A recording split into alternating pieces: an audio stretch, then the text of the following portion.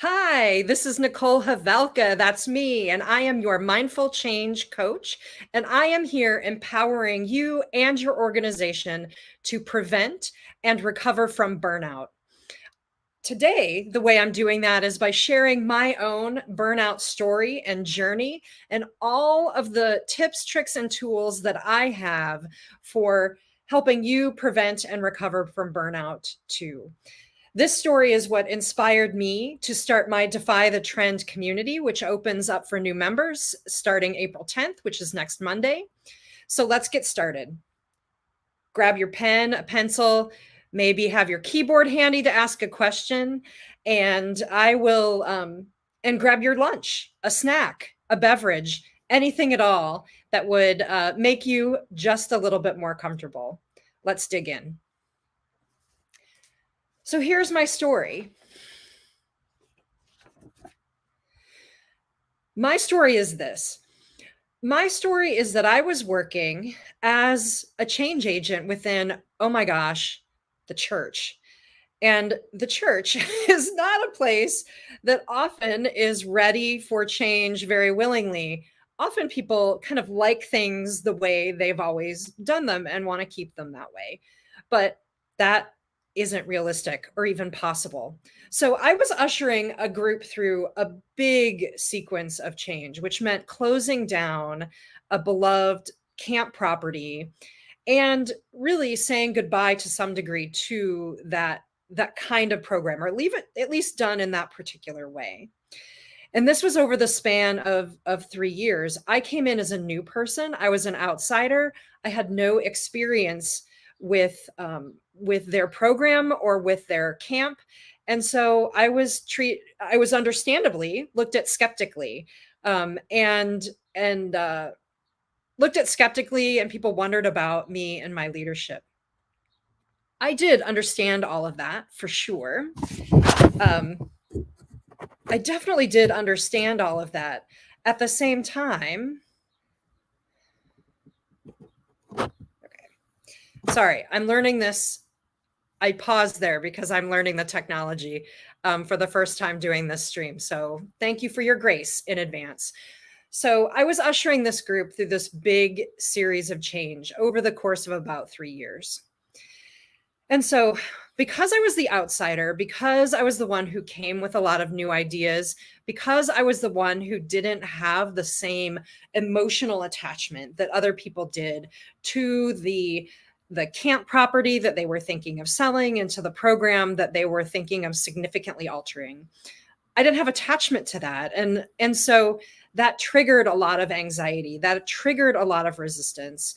And even though I really had nothing to do with the situation that brought them to that place of needing to change, I took a lot, not all, but I took a lot of the pushback. I took a lot of the resistance. I took a lot of terrible emails in my inbox. I took a lot of really terrible things that people sometimes said to my face, mostly not. Mostly they saved that for email or, probably talking behind my back. But all of that happened, and I knew all of that, and that really wore me down. But that's not what I'm want here to talk about. What I'm really more interested in telling you is what helped me get through about 3 years of dealing at work with that kind of level of resistance, with that much just energy it took to make the change. There were a lot of background changes that needed to happen, things that weren't even terribly obvious to everyone else. That was happening. So it took so much energy to do this. Well, what did I do? Well, fortunately, I was already a longtime yoga and meditation practitioner and was already a yoga teacher at this point. And so I kept, even though I had just moved to a new place, I found a new yoga studio that was wonderful. New yoga studio in Columbus, Ohio, named Yoga on High. I participated in that right away, started taking classes, had a real regular attendance, places where I, after a few months, figured out the classes that I needed and could take. So there's kind of checkbox one. I had a community in my yoga community that was there to support me and give me space for rest and renewal and healing. that was away from all of the other static. So I had that. So checkbox one. So that's one thing I'm alluding to. So community is really important, and a spiritual practice. So I also had a practice that was really developed, and at home yoga practice. So almost every day for years at that point, I had done probably at least a half an hour, sometimes less, depending on the day, of some kind of mindful movement, some kind of meditation practice, whatever my body was calling for at that point. Again, I had practiced a lot by this point, and so I had that pretty well established. But you can establish these things in the process, I would say, even in these sort of stressful situations. It's possible to establish them as well. It's harder, but you can do it. And then I also took a lot of time away. I was very, very boundaried around my time. There were days that were my days off and that weren't negotiable. That's just how it was. I took those days off. Occasionally there were switches to my schedule for one reason or another, but then I would switch. I would take a different day off that week than I normally did. At that time, it was Friday that I took off.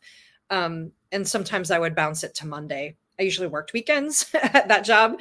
So I would bounce my days off depending on the circumstance, but I always took days off so that I could be away. I could be away from the hubbub, so I could get some rest and renewal and just take care of my own life. But in order for me to get some perspective, stepping away, some leadership folks call that getting on the balcony, getting away and getting some perspective on the problems and challenges that you're facing. And then finally, or maybe not finally, I set boundaries with toxic people. So there was an intense period of time when I was getting some really long and difficult and often toxic emails in my inbox. And I made a rule that I did not respond to more than one of those in a day. And when I did respond, and maybe not even that, and when I did respond to what was often this huge, like you have to scroll through, you know how I mean, scroll through like this long email, and I would read them and I would consider them, but I would write very short responses. It would be short and to the point, and leave it at that. It usually didn't get left at that. I would get more emails. And sometimes I didn't even have to respond if it wasn't something I didn't need to respond to. And occasionally I would set up times to have face-to-face conversations with those folks too, because email is hard. You can't read tone. But those are the kind, that's one boundary that I set around people that were really difficult. But you could set a lot of, depending on the circumstances, set a lot of different things.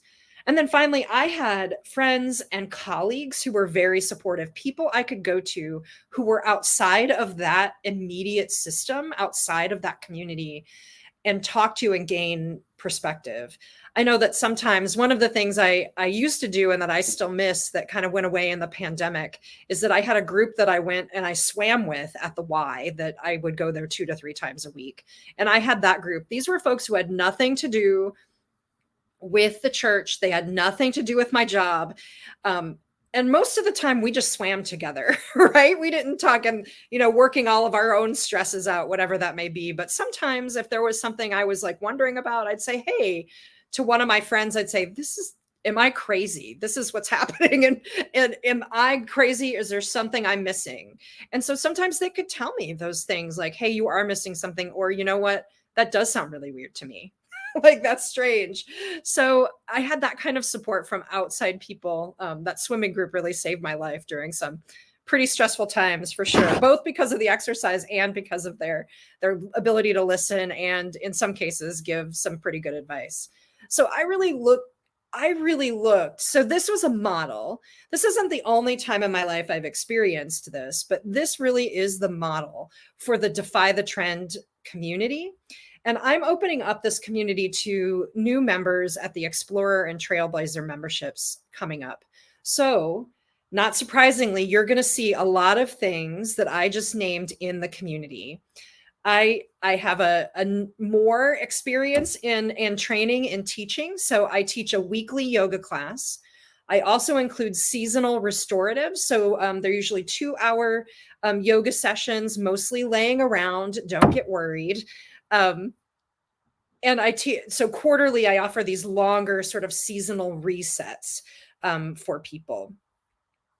You'll also see, so in addition to the yoga and meditation, you will, and you get all of those classes recorded inside your own private, like online library.